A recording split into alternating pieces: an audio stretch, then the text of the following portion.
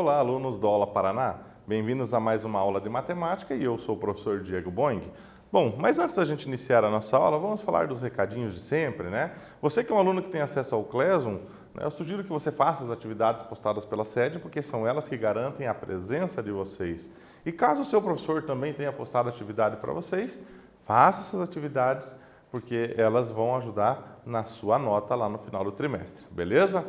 Já você que não tem acesso ao Classroom, você tem que entrar em contato com a sua escola e estar verificando aí qual é a melhor maneira de você estar retirando esses materiais e, né, garantir aí a sua nota e a sua presença também, né?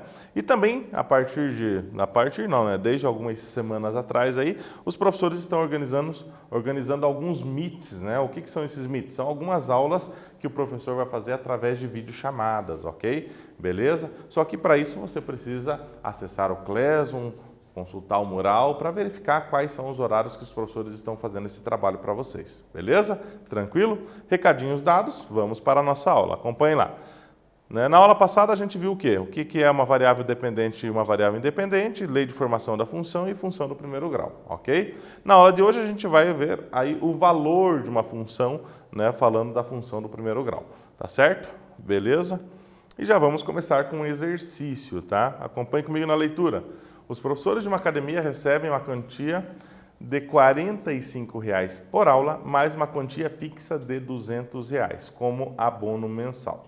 Então, a quantia Y que o professor recebe por mês é dada em função da quantidade X de aulas que ele dá durante esse mês. Qual é a lei de formação da função que relaciona essas duas grandezas, tá? Bom, antes de eu deixar vocês responder essa pergunta, esse exercício, eu disse na aula anterior, né, para vocês que uma lei de formação da função afim, ou a função do primeiro grau, que é o caso aqui, né, é y igual a ax mais b, né, onde o coeficiente linear, que é o b, é o valor fixo, o valor inicial. E aí no exercício diz, né, uma quantidade fixa, tá? Então, se você tem isso em mente, né, que a lei de formação tem o ax mais b, né? O b é o valor fixo e o a é o valor que faz a variação da função, você consegue resolver isso muito facilmente, ok? Tenta pensar nisso, lembre-se daquilo que a gente falou na aula anterior e resolva para nós. Já voltamos com a correção.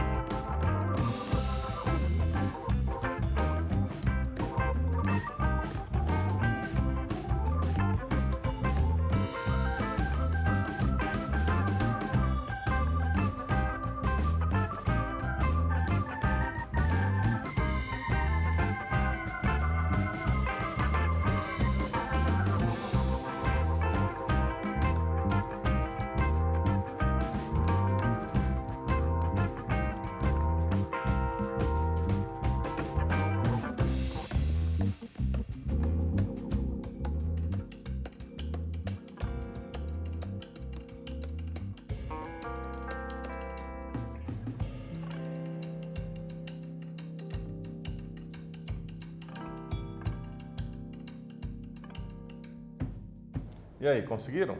Bom, antes de eu resolver com vocês, só vamos relembrar aquilo que eu disse, né, anteriormente. Né? A lei de formação da função afim sempre é essa, y igual a x mais b. Né? Então, toda vez que o problema trata-se de uma função afim, é isso que você precisa escrever. Tá? E no caso da função afim, todos os problemas relacionados à função afim, ou quase todos, é fácil da gente descobrir quem é o coeficiente angular e quem é o coeficiente linear. Como eu falei para vocês já na aula anterior, o coeficiente linear, o termo B aqui, é o valor inicial ou o valor fixo que o problema acaba trazendo para a gente. Tá? E o A é o coeficiente angular, é aquele que causa a mudança no valor da minha função. Beleza? Tranquilo? Então, se você analisar lá o problema, olha só o problema aqui. Está dizendo lá o seguinte, né? Que os professores de uma academia recebem a quantidade de R$ 45,00 por aula, mais uma quantia fixa de R$ 200,00. Só aí a gente já pode parar e pensar um pouquinho. Bom, se ele recebe uma quantia fixa de R$ 200,00, se você voltar aqui no quadro, veja, ó, no lugar do B, aqui, no lugar do meu coeficiente linear, vai entrar o R$ 200,00, ok? Beleza? Então, como lá no problema diz que os professores recebem aí um valor fixo de R$ 200,00, então no lugar do B é R$ 200,00. Perfeito? E como está dizendo lá, os professores recebem uma quantia de R$ 45,00 por aula. Então aqui no coeficiente angular é o R$ 45,00, tá? Por que é o R$ 45,00? Porque é ele que vai causar a mudança, né? A mudança no valor do pagamento desse professor. Então, um professor que recebe isso, ele recebe R$ 200,00 fixo mais R$ 45,00 por aula dada, né? Então, esse por aula dada, ele vai causar a variação, porque se ele der uma aula, ele vai ganhar esses R$ 45,00 mais os 200. Se ele der 2 aulas, ele vai ganhar 2 vezes 45 mais os 200, não é isso? Então, esse 45 aqui é o que vai causar a mudança no valor da minha função. Beleza? Ele é o coeficiente angular. Tá certo? E aí fica fácil, né? Escrever a minha lei de formação. Beleza? Só que aqui a gente vai tentar interpretar de uma outra forma. Olha só. Aqui, né? Para determinar a lei de formação da função, devemos determinar qual é a variável independente, a dependente e a independente, ok? Qual é a variável independente nesse caso, né? Nesse caso, a variável independente é a quantidade de aulas. E a variável dependente é o quanto esse professor recebe, a quantidade recebida, ok? Por que isso, né? Porque se você lembrar do problema, ele diz que o salário, ou seja, a quantidade recebida pelo professor, depende da quantidade de aulas, né? De acordo com a quantidade de aulas, ele vai ter o seu pagamentinho lá, né? Depois, no final do mês. Então, aqui, quantidade de aulas depende da quantidade recebida. Então, ou melhor, a quantidade recebida depende da quantidade de aulas. Então, por isso, a quantidade recebida é a variável dependente e a quantidade de aula a variável independente, ok? E aí a gente pode escrever a lei de formação, né? Que é y igual a 45x mais 200, ok? Tranquilo? Beleza? Fácil, né? Bom, muito mais fácil por aquilo que eu expliquei no quadro, né? Se você lembrar que o coeficiente linear é a quantia fixa e o 45 é aquilo que muda o valor da nossa função, então aí você consegue sempre resolver esse tipo de problema fácil, fácil. Beleza? Exercício 2. Dá uma olhadinha aqui para nós no exercício 2. O quadro a seguir mostra a relação entre o perímetro de um quadrado e a medida do lado desse quadrado, né? Então tem aí um quadrinho para vocês dizendo, ó, a medida do lado, né? Se for 1 centímetros, o perímetro 4 centímetros. É claro, né? Por quê? Porque o quadrado tem 4 lados, né? Se todos os lados têm medida 1, soma 1 4 vezes, vai dar 4, não é isso? E assim por diante com os demais valores, tá? Beleza? Certo? Ok.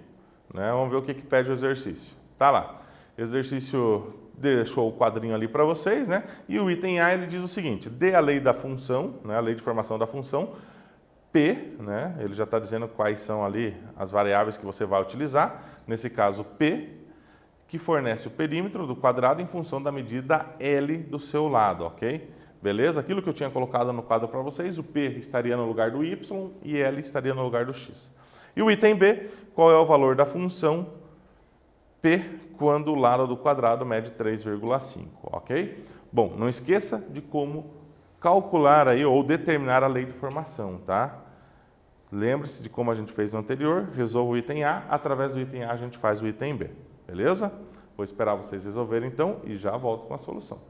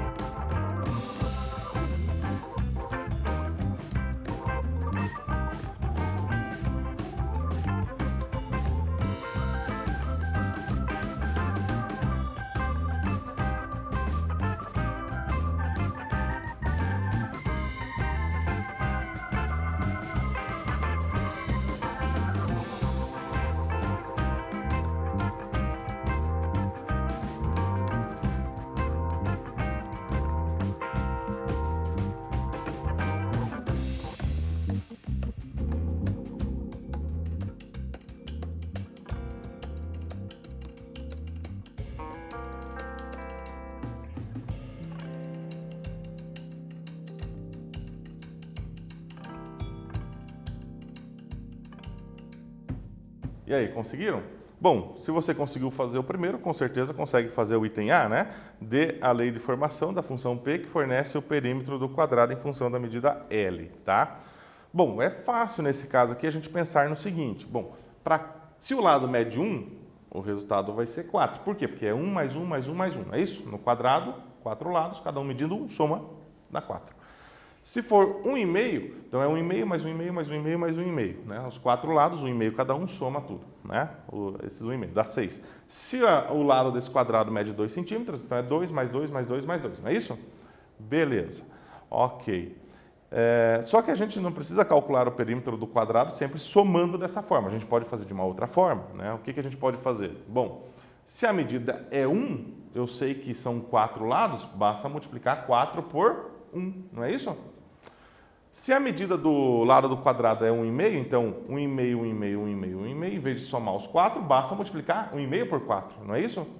É, né? E a mesma coisa, se for 2, 2,5 e 3. Se o lado do quadrado 3 centímetros, faça 4 vezes 3, né? Então a lei de formação fica fácil, né? O que é o perímetro? O perímetro é 4 vezes a medida do lado, né? Tá aí, ó. 4 vezes a medida do lado, tá certo? Medida do lado é L, né? A gente coloca letras para ficar mais fácil, para não precisar ficar escrevendo palavras aí o tempo todo, usa apenas as iniciais, tá? Então o perímetro é igual a 4 vezes a medida do lado. Fácil, né? Agora, com esse resultado, a gente consegue responder o item B, né? Então, qual é o valor da função P, ou seja, qual é o perímetro, quando o lado do quadrado mede 3,5?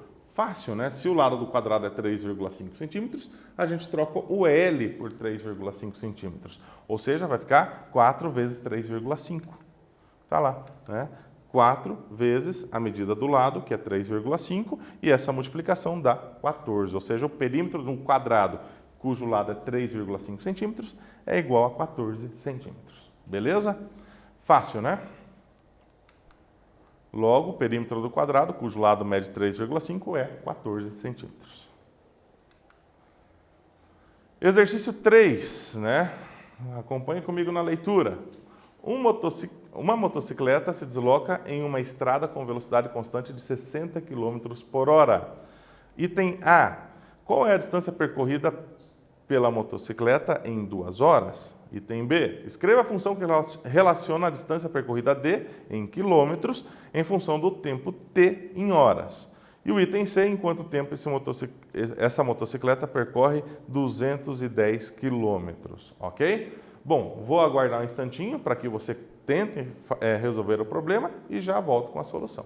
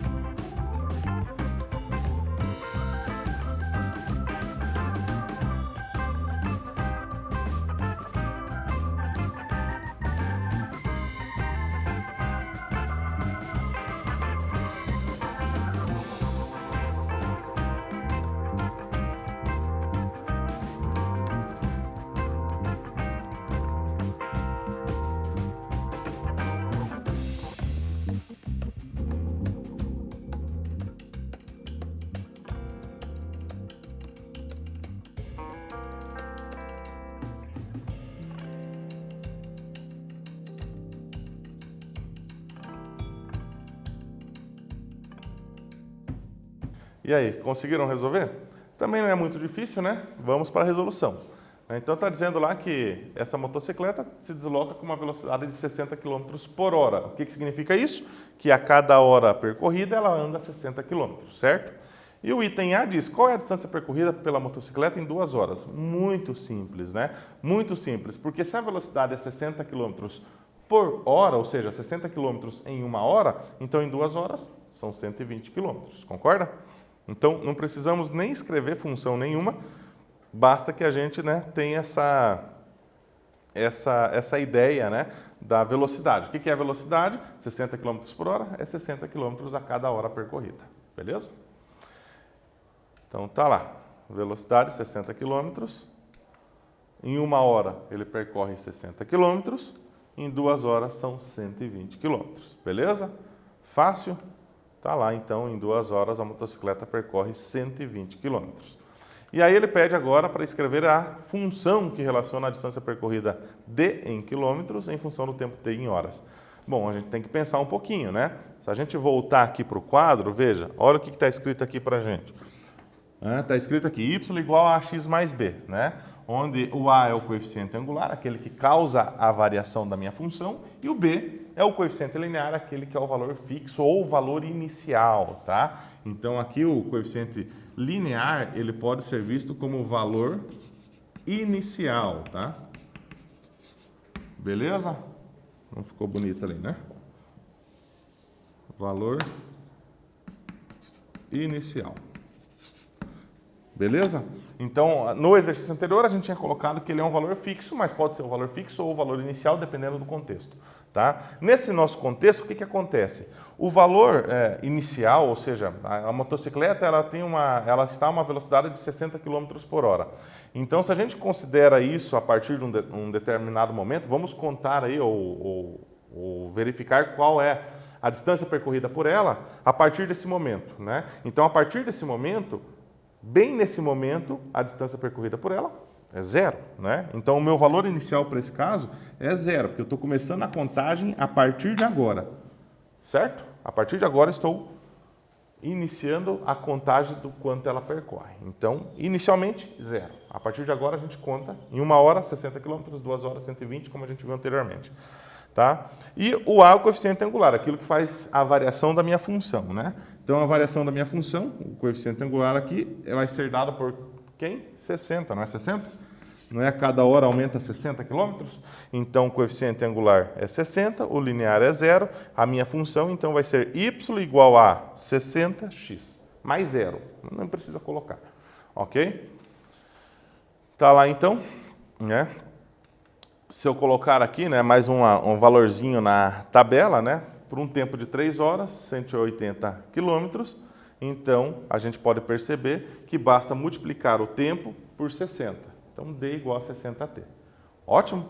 No lugar do D aqui, eu coloquei Y e X no quadro, né? No lugar do Y eu tenho o D, no lugar do T eu tenho ou melhor, no lugar do X eu tenho o T. Beleza? Fácil, né? E o item C, quanto tempo essa motocicleta percorre 210 km? Bom, tá aqui, né? A distância é 60 vezes o tempo. Se eu quero o tempo, né, que essa motocicleta percorre, então eu quero descobrir qual é o valor do T. E se ele me deu a distância percorrida, né, então distância percorrida é o D. Substituímos o 210 no D. Veja só, lá o D é 210, trocando aqui, vai ficar 210 igual a 60T. Pelo princípio multiplicativo, o 60 que está multiplicando o T vai dividir o 210, aqui só houve uma troca de posição, mas né, o princípio multiplicativo aparece agora, o 60 que multiplicava, agora divide o 210, né? E 210 divididos por 60 dá em um total de 3,5, nesse caso, horas, né? Que é o tempo percorrido pela motocicleta. Beleza? Vamos ver aqui. Tá lá, a motocicleta percorre 210 km em 3 horas e meia, tá certo? E agora a gente vai finalizando a aula. Na aula de hoje a gente trabalhou mais a função afim, o valor da função afim, ok? E na próxima aula a gente vai continuar trabalhando um pouquinho ainda com função do primeiro grau e a gente se vê lá, beleza? Desejo a todos um bom dia.